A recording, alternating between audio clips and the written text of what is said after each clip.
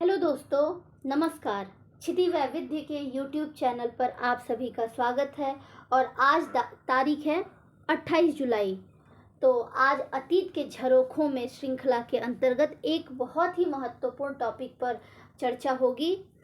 तो बिना व्यर्थ समय गंवाए चलते हैं टॉपिक की तरफ। और आज का महत्वपूर्ण टॉपिक है प्रथम विश्व युद्ध, फर्स्ट वर्ल्ड वॉर। प्रथम विश्व युद्ध की बात करें तो ये कब से कब तक चला। अपने आप में ये बहुत ही महान युद्ध था। प्रारंभ होता है 28 जुलाई 1914 को और ख़त्म कब होता है तो 11 नवंबर 1918 को। 4 वर्षों तक लगातार चला ये युद्ध। इसे हम महान युद्ध के नाम से भी जानते हैं। और लगभग 90 लाख सैनिक और 1 करोड़ 30 लाख नागरिक इस युद्ध में मारे गए थे। अगर बात करें विश्व युद्ध शब्द की तो इसका प्रयोग किसने किया था? जर्मन वैज्ञानिक और विचारक अर्नस्ट हैकल ने पहली बार विश्व युद्ध शब्द का प्रयोग किया। विश्व युद्ध की बात हो रही है तो जाहिर सी बात है कि दो लोगों के मध्य ही हो रहा होगा। कोई एक तो अपने आप से युद्ध करेगा नहीं। तो इसमें दो तरफा ये युद्ध हुआ। मुख्य शक्ति और मित्र देश के मध्य लड़ा गया। अब मित्र देशों में अगर बात करें तो कौन कौन से राष्ट्र आते थे तो फ्रांस, रूस और ब्रिटेन। ये सारे शक्तिशाली देश थे जो मित्र देश के अंतर्गत आते थे। और 1917 में इसमें अमेरिका भी शामिल हो गया था। और अगर केंद्रीय शक्तियों की या मुख्य शक्तियों में बात करें कि कौन कौन देश सम्मिलित थे तो जर्मनी, ऑस्ट्रिया, हंगरी, ऑटोमन साम्राज्य और बुल्गारिया जैसे देश सम्मिलित थे। अगर युद्ध के कारणों पर हम चर्चा करें कि आखिर ये युद्ध क्यों प्रारंभ हुआ तो प्रथम विश्व युद्ध के पीछे सिर्फ एक कारण नहीं था, लगभग आधा दर्जन से भी अधिक कारण थे जिसके चलते यह युद्ध प्रारंभ हुआ। पहला अगर कारण हम देखें तो जर्मनी की नई अंतर्राष्ट्रीय विस्तारवादी नीति को माना जाता है। 1890 में जर्मनी के जो नए सम्राट बने विल्हेम द्वितीय कौन थे? Just wait. 1890 में नए सम्राट विल्हेम सेकेंड, उन्होंने क्या की? एक अंतर्राष्ट्रीय नीति की शुरुआत की जिसने जर्मनी को विश्व शक्ति के रूप में परिवर्तित करने का प्रयास किया। और इसी का परिणाम रहा विश्व के जो अन्य देश थे वो जर्मनी को एक उभरते हुए खतरे के रूप में देखने लगे। और जिसके चलते क्या हुआ? अंतर्राष्ट्रीय स्थिति जो थी वो अस्थिर हो गई। दूसरा अगर कारण हम बात करें तो परस्पर रक्षा सहयोग, म्यूचुअल डिफेंस अलायंसेस क्या था कि जो संपूर्ण यूरोपियन राष्ट्र थे वो आपसी सहयोग के लिए रक्षा समझौता और संधियां आपस में संधि कर लिए। इन संधियों का अर्थ क्या होता है कि इन संधियों का यही अर्थ था कि यदि यूरोप के किसी एक राष्ट्र पर शत्रु राष्ट्र की ओर से हमला होता है तो उक्त राष्ट्र की रक्षा हेतु सहयोगी राष्ट्रों को सहायता के लिए आगे आना होगा। ये परस्पर जो रक्षा सहयोग हुआ ये भी एक कारण था। अगर तीसरा कारण देखें तो साम्राज्यवाद ये क्या था कि जो प्रथम विश्व युद्ध से पहले अफ्रीका और एशिया के कुछ हिस्से थे जहाँ से कच्चे माल की उपलब्धता थी, उसके कारण यूरोपीय देश के बीच में विवाद शुरू हो गया। अब जब जर्मनी और इटली इस उपनिवेशवादी दौड़ में शामिल हुए और उनके विस्तार के लिए बहुत कम संभावना बची तो इसका परिणाम यही हुआ कि इन देशों ने उपनिवेशवादी विस्तार की एक नई नीति अपना ली। और यह नीति क्या थी? दूसरे राष्ट्र के उपनिवेशों पर बलपूर्वक अधिकार करना और अपनी स्थिति को मजबूत बनाना। इस बढ़ती हुई प्रतिस्पर्धा और अधिक साम्राज्यों की इच्छा के कारण क्या हुआ कि यूरोपीय देशों के मध्य टकराव की स्थिति उत्पन्न हो गई और समस्त विश्व को प्रथम विश्व युद्ध की तरफ धकेल दिया। चौथा कारण अगर देखें तो सैन्यवाद। 20वीं सदी में जब हम प्रवेश कर रहे थे, विश्व प्रवेश कर रहा था, तो हथियारों की दौड़ शुरू हो गई और 1914 तक जर्मनी में सैन्य निर्माण में सबसे अधिक वृद्धि हुई। ग्रेट ब्रिटेन और जर्मनी दोनों ने इस समयावधि में क्या किया, अपनी नौसेनाओं में काफ़ी तेजी से विकास किया और सैन्यवाद की दिशा में इस वृद्धि ने युद्ध में शामिल देशों को और आगे बढ़ाने में मदद की। अगला था राष्ट्रवाद।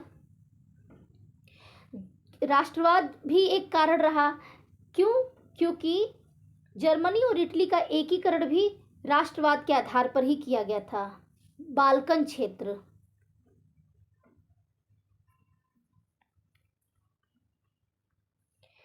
बाल्कन क्षेत्र में राष्ट्रवाद की भावना अधिक प्रबल हो चुकी थी, क्योंकि उस समय बाल्कन प्रदेश जो था वो तुर्की साम्राज्य के अंतर्गत आता था। जब तुर्की साम्राज्य कमजोर पड़ने लगा तो इस क्षेत्र में रहने वाले लोगों ने क्या किया, अपनी अपनी स्वतंत्रता की मांग शुरू कर दी। और अगला कारण था किसी प्रभावशाली अंतर्राष्ट्रीय संस्था का भी अभाव। और सबसे प्रमुख कारण अगर देखें तो तत्कालीन कारण आर्कड्यूक फ्रांज फर्डिनेंड की हत्या। जून 1914 में जब ऑस्ट्रिया और हंगरी के सिंहासन के उत्तराधिकारी आर्कड्यूक फ्रांज फर्डिनेंड बोस्निया में साराजेवो का दौरा कर रहे थे, तब उनकी गोली मार करके हत्या कर दी गई। एक सर्बियाई व्यक्ति जिसका ये सोचना था कि ऑस्ट्रिया के बजाय सर्बिया को बोस्निया पर नियंत्रण करना चाहिए, उसने क्या किया, फर्डिनेंड की हत्या कर दी। इससे सारा यूरोप जो था वो सकते में आ गया। ऑस्ट्रिया ने इस घटना के लिए सर्बिया को ही उत्तरदायी माना और उसने सर्बिया को चेतावनी दे दी कि 48 घंटे के अंदर अगर इस घटना के संदर्भ में आप अपनी स्थिति को स्पष्ट कर अपराधियों का दमन नहीं करेंगे तो क्या होगा, युद्ध। और सर्बिया ने ऑस्ट्रिया की इस मांग को ठुकरा दिया। तो इसका परिणाम यही हुआ कि 28 जुलाई 1914 को ऑस्ट्रिया ने सर्बिया के विरुद्ध युद्ध की घोषणा कर दी और घोषणा होते ही पूरा जो विश्व के अन्य राष्ट्र भी थे अपने अपने गुटों के समर्थन में उतर गए और युद्ध का जो रूप था वह विकराल होता चला गया। नतीजतन क्या हुआ, युद्ध में रूस भी शामिल हो गया क्योंकि उसने सर्बिया के साथ संधि कर रखी थी। जर्मनी ने रूस के साथ युद्ध की घोषणा कर दी क्योंकि जर्मनी और ऑस्ट्रिया हंगरी के मध्य संधि हुई थी। और ब्रिटेन ने जर्मनी के साथ अपने युद्ध की घोषणा कर दी क्योंकि जर्मनी ने तटस्थ बेल्जियम पर आक्रमण कर दिया, जबकि ब्रिटेन ने बेल्जियम और फ्रांस दोनों देशों की रक्षा के लिए समझौता किए थे। अब युद्ध के चरण की बात करते हैं, कैसे कैसे युद्ध का विस्तार हुआ कि यूरोप और अफ्रीका और एशिया में कई मोर्चों पर संघर्ष शुरू हुआ। इसके दो मुख्य परिदृश्य थे। एक था पश्चिमी मोर्चा जहां जर्मनों ने ब्रिटेन, फ्रांस और 1971 के बाद अमेरिकियों के साथ संघर्ष किया 1917 के बाद। दूसरा मोर्चा था पूर्वी मोर्चा जहां से रूसियों ने जर्मनी और ऑस्ट्रो हंगेरियन सेनाओं के खिलाफ युद्ध लड़ा। 1914 में थोड़े समय के लिए जर्मनी को युद्ध में थोड़ी बढ़त हासिल हुई। उसके बाद पश्चिमी जो मोर्चा था वो स्थिर हो गया और एक लंबा तथा क्रूर युद्ध शुरू हो गया था। इस बीच पूर्वी मोर्चे पर जर्मनी की स्थिति मजबूत हो गई, लेकिन निर्णायक रूप से ऐसा नहीं हुआ और 17 में दो घटनाएं घटी जिन्होंने संपूर्ण युद्ध का एक तरीके से रुख ही बदल दिया। एक और अमेरिका मित्र राष्ट्रों के बेड़े में खेमे में शामिल हो गया और दूसरी ओर रूसी क्रांति के बाद रूस युद्ध से बाहर हो गया। उसने एक अलग शांति समझौते पर हस्ताक्षर कर लिया और अंत में 1918 में जर्मन आक्रमण के बाद मित्र देशों के पलटवार ने जर्मन सेना को निर्णायक वापसी के लिए मजबूर कर दिया। अक्टूबर-नवंबर 1918 में तुर्की और ऑस्ट्रिया ने आत्मसमर्पण कर दिया, जिससे जर्मनी क्या हुआ, अकेला पड़ गया और युद्ध में पराजय और आर्थिक संकट के कारण जर्मनी में विद्रोह की स्थिति उत्पन्न हो गई। उस समय जो जर्मन सम्राट था कैजर विलियम द्वितीय, उसको अपनी गद्दी छोड़नी पड़ी और इसके बाद जर्मनी में वेमर गणतंत्र की स्थापना हुई और नई सरकार ने 11 नवंबर 1918 को युद्ध विराम की घोषणा पत्र पर हस्ताक्षर किया और यह जो प्रलयकारी कह सकते हैं, महायुद्ध कह सकते हैं, इसकी समाप्ति की घोषणा हुई। अगर युद्ध के लिए उत्तरदायी कारणों पर अगर हम बात करें कि क्या क्या उत्तरदायी कारण थे, तो जो युद्ध में सम्मिलित कोई भी देश युद्ध के लिए स्वयं को उत्तरदायी नहीं मानता था, बल्कि वो ये दावा करते थे कि उन्होंने शांति व्यवस्था बनाए रखने की चेष्टा की, लेकिन शत्रु राष्ट्र की नीतियों के कारण यह युद्ध हुआ। प्रथम विश्व युद्ध के लिए सभी राष्ट्र उत्तरदायी थे, सिर्फ जर्मनी ही इसके लिए जवाबदेह नहीं था। सर्बिया ने ऑस्ट्रिया की जायज मांगों को अस्वीकार कर दिया और युद्ध को आरंभ करवा दिया, और ऑस्ट्रिया द्वारा युद्ध की घोषणा किए जाने से रूस सैनिक कार्रवाई करने के लिए बाध्य हो गए। अब सर्बिया की समस्या को कूटनीतिक स्तर पर हल करने के बजाय रूस ने इसका समाधान सैनिक कार्यवाही द्वारा ही करने का निर्णय लिया। जर्मनी की मजबूरी यह थी कि वो अपने मित्र राष्ट्र ऑस्ट्रिया का साथ नहीं छोड़ सकता था, इसीलिए रूस द्वारा सैनिक कार्यवाही आरंभ होने पर जर्मनी भी सैन्य कार्यवाही हेतु बाध्य हो गया। युद्ध के परिणामों की अगर बात करें तो इसके बहुत सारे परिणाम देखने को मिलते हैं। आर्थिक परिणाम, राजनीतिक परिणाम, सामाजिक परिणाम। आर्थिक परिणाम क्या हुआ इस युद्ध का, तो इस युद्ध में जितने भी देशों ने भाग लिया उनका बहुत ज़्यादा ही धन खर्च हो गया। जर्मनी और ग्रेट ब्रिटेन ने अपनी अर्थव्यवस्था से प्राप्त धन का लगभग 60% हिस्सा जो था, 60%, वो युद्ध में खर्च कर दिया। और उसका प्रभाव क्या पड़ा कि देश में टैक्सेशन बढ़ाना पड़ा और अपने नागरिकों से उनको उधार लेना पड़ा, क्योंकि उन्हें हथियार खरीदने थे, युद्ध के लिए आवश्यक अन्य चीज़ें भी लेनी थी, तो इसके लिए उनको अधिक से अधिक धन की ज़रूरत थी। और इस युद्ध के बाद क्या हुआ, मुद्रास्फीति का जन्म हुआ देशों में। राजनीतिक परिणाम पे अगर हम बात करें तो प्रथम विश्व युद्ध ने 4 राजतंत्रों को समाप्त कर दिया। कौन कौन, तो रूस के सीजर निकोलस और जर्मनी के कैसर विल्हेम।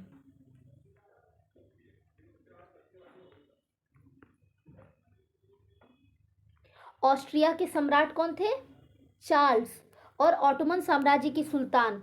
इन चारों राजतंत्रों को समाप्त कर दिया। प्रथम विश्व युद्ध के बाद विश्व मानचित्र में एक नया परिवर्तन आया और साम्राज्यों के विघटन के साथ ही पोलैंड, चेकोस्लोवाकिया, युगोस्लाविया जैसे नए राष्ट्र उत्पन्न हुए। ऑस्ट्रिया, जर्मनी, फ्रांस और रूस की सीमाएं अब क्या हो गई, अब बदल गईं। जो बाल्टिक साम्राज्य था उसको रूसी साम्राज्यवाद से स्वतंत्र कर दिया गया। एशियाई और जो अफ्रीकी उपनिवेश थे उन पर अब मित्र राष्ट्रों का अधिकार होने से क्या हुआ, वहाँ की जो परिस्थिति थी वो बदल गई, और ऐसे ही जापान को भी अनेक नए क्षेत्र प्राप्त हो गए। इराक को ब्रिटिश और सीरिया को फ्रांसीसी संरक्षण में रख दिया गया। जो फिलिस्तीन था वो इंग्लैंड को दे दिया गया। अगर हम इसमें सामाजिक परिणामों की बात करें तो विश्व युद्ध ने समाज को पूरी तरह से बदल दिया। जन्म दर में गिरावट आई, क्यों, क्योंकि लाखों युवा मारे गए, लगभग 8 मिलियन लोग मारे गए थे, लाखों लोग घायल हो गए थे और कई अन्य विधवा और अनाथ हो गए थे। नागरिकों ने अपनी ज़मीन खो दी और अन्य देशों की ओर प्रवास कर गए। जो महिलाओं की भूमिका थी उसमें भी बड़ा परिवर्तन देखा गया और उन्होंने कारखाने और दफ्तरों में अब पुरुषों का स्थान ले लिया। कारखानों और कार्यालयों में पुरुषों की जगह लेने में एक प्रमुख भूमिका महिलाओं ने निभाई। कई देशों ने युद्ध समाप्त होने के बाद महिलाओं को अधिकार दे दिया, जिसमें सबसे बड़ा अधिकार क्या था, वोट देने का अधिकार शामिल था। उच्च वर्गों ने समाज में अपनी अग्रणी भूमिका खो दी। युवा, मध्यम और निम्न वर्ग के पुरुषों और महिलाओं ने युद्ध के बाद अपने देश के पुनर्गठन की मांग की। और इसके बाद होता है वर्साय की संधि, ट्रीटी ऑफ वर्साय। 28 जून 1919 को वर्साय की संधि पर हस्ताक्षर के साथ ही प्रथम विश्व युद्ध आधिकारिक रूप से समाप्त हो गया। वर्साय की संधि दुनिया के को दूसरे युद्ध में जाने से रोकने का एक प्रयास था। इसमें और अन्य संधियां क्या कौन कौन सी हुई? तो न्यूली की संधि हुई बुल्गारिया के साथ, सेवर्स की संधि हुई तुर्की के साथ। और जब इतनी चर्चा हो गई तो हमें तो इसका ये भी परिणाम देखना चाहिए कि भारत पर इस युद्ध का क्या प्रभाव पड़ा, भारत के लिए फर्स्ट वर्ल्ड वॉर का क्या महत्व था। क्योंकि इस युद्ध में ब्रिटेन भी शामिल था और उन दिनों भारत पर ब्रिटेन का ही शासन था। इस कारण हमारे सैनिकों को इस युद्ध में शामिल होना पड़ा था। उसके अलावा भारतीय राष्ट्रवाद के प्रभुत्व का दौर था। राष्ट्रवादी लोग ये मानते थे कि युद्ध में ब्रिटेन को सहयोग देने के बाद अंग्रेज क्या करेंगे, भारतीय निवासियों के प्रति उदारता बरतेंगे और उन्हें अधिक संवैधानिक अधिकार देंगे। इस युद्ध के बाद जो वापस लौटे सैनिक थे उन्होंने क्या किया, जनता का मनोबल बढ़ाया और भारत ने लोकतंत्र की प्राप्ति के वादे के तहत इस विश्व युद्ध में ब्रिटेन का समर्थन किया था। लेकिन युद्ध के तुरंत बाद अंग्रेजों ने क्या किया, रॉलेट एक्ट 1919 में पारित कर दिया, जिसे काला कानून भी कहते हैं। और इसके परिणाम स्वरूप भारतीयों में ब्रिटिश हुकूमत के प्रति असंतोष का भाव जागा और उनमें राष्ट्रीय चेतना का उदय हुआ, जिसके चलते ही जल्द ही असहयोग आंदोलन की शुरुआत हो गई। इस युद्ध के बाद यूएसएसआर के गठन के साथ ही भारत में भी साम्यवाद का प्रसार हुआ और परिणाम स्वरूप स्वतंत्रता संग्राम पर समाजवादी प्रभाव देखने को मिला। भारत का फर्स्ट वर्ल्ड वॉर में शामिल होने का कारण क्या था कि भारतीय सैनिकों ने युद्ध के मैदान में बहादुरी के साथ लड़कर अपने कबीले और जाति को सम्मान दिलाने का कार्य किया और उसे अपने कर्तव्य के रूप में भी देखा। एक भारतीय पैदल सैनिक का मासिक वेतन उस समय महज 11 रुपया था, लेकिन युद्ध में भाग लेने से अर्जित अतिरिक्त जो आय थी वो किसान परिवारों के लिए एक अच्छा विकल्प था। ये भी एक कारण था युद्ध में शामिल होने का कि धन की प्राप्ति हो सके। विभिन्न पत्रों में उल्लेख ये भी मिलता है कि भारतीय सैनिकों ने सम्राट जॉर्ज पंचम के प्रति व्यक्तिगत कर्तव्य की भावना से प्रेरित होकर इस युद्ध में भाग लिया था और भारतीय राष्ट्रीय आंदोलन और देश का सामाजिक आर्थिक विकास एक दूसरे से अलग नहीं है, बल्कि यह सहसंबंधित है। तो प्रथम विश्व युद्ध ने भारत को वैश्विक घटनाओं और इसके विभिन्न प्रभावों से जोड़ने का कार्य किया। तो इस तरीके से प्रथम विश्व युद्ध के बारे में हम लोगों ने बात किया। तो आज की श्रृंखला में बस इतना ही, फिर मिलेंगे एक नई श्रृंखला के साथ। तब तक के लिए धन्यवाद।